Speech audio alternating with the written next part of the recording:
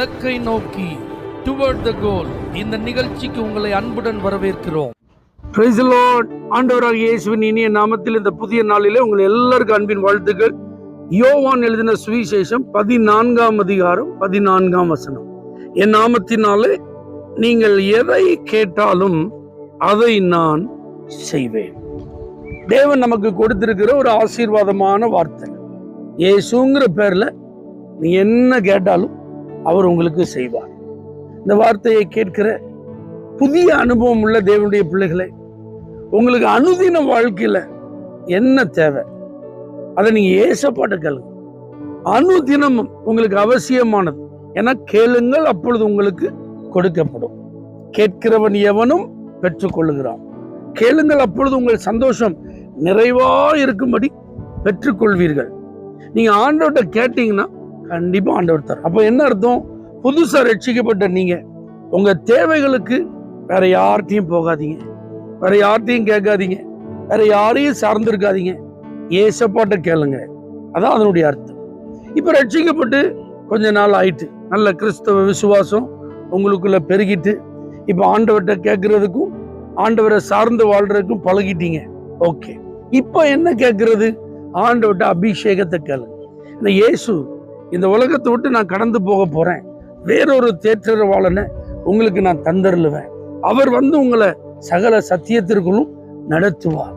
இந்த அபிஷேகத்தை, இந்த பரிசுத்த ஆவியானவரின் நிறைவை, இந்த பரிசுத்த ஆவியானவரிடத்திலிருந்து கிடைக்கும் ஆசீர்வாதங்களை பெற்றுக்கொள்ள சீஷர்கள் எருசலேமில் காத்திருந்தார்கள். அப்ப இயேசு சொன்ன வார்த்தையை நம்பி காத்திருந்த அவர்களுக்கு இந்த பாக்கியம் கிடைத்தது. அப்ப கிறிஸ்தவ அனுபவத்துல அடியெடுத்து வைத்து நடந்து கொண்டிருக்கிற நீங்கள் இன்னும் பரிசுத்த ஆவியின் அபிஷேகத்தை பெறாமல் இருப்பீர்களானா, இயேசுவின் நாமத்துல நீங்க அதை கேளுங்க.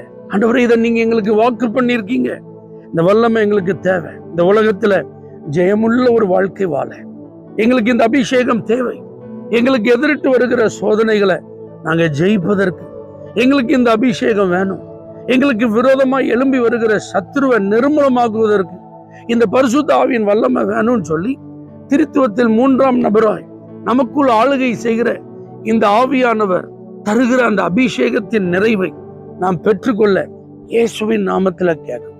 உங்களால நீங்க போகிற சபைக்கு ஆசீர்வாதம் உண்டாகும்.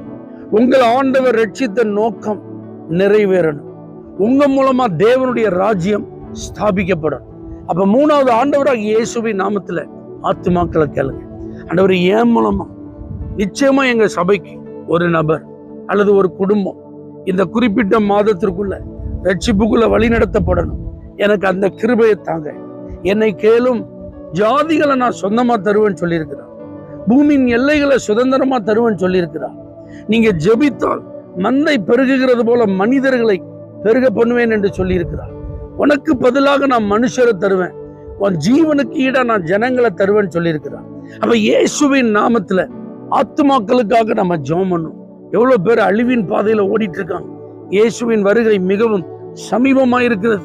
இதை பற்றி கொஞ்சமும் தெரியாத நிலையில எத்தனையோ லட்சங்கள் வாழ்ந்து கொண்டிருக்கிறார்களே. உங்க தெருவில் இருக்கிறவங்களை மனசுல வச்சு அவர்களுக்காக ஜெபியுங்கள். உங்க பக்கத்து வீட்டுல குடியிருக்கிற ரட்சிக்கப்படாதவர்களை உங்க நினைவில் கொண்டு வந்து அவர்களுக்காக ஜெபியுங்கள். உங்க கூட படிக்கிறவங்க ஸ்கூல்ல காலேஜ்ல ரட்சிக்கப்படாம இருக்கிறாங்களா, அவங்களெல்லாம் பேரை சொல்லி ஜெபம் பண்ணுங்க.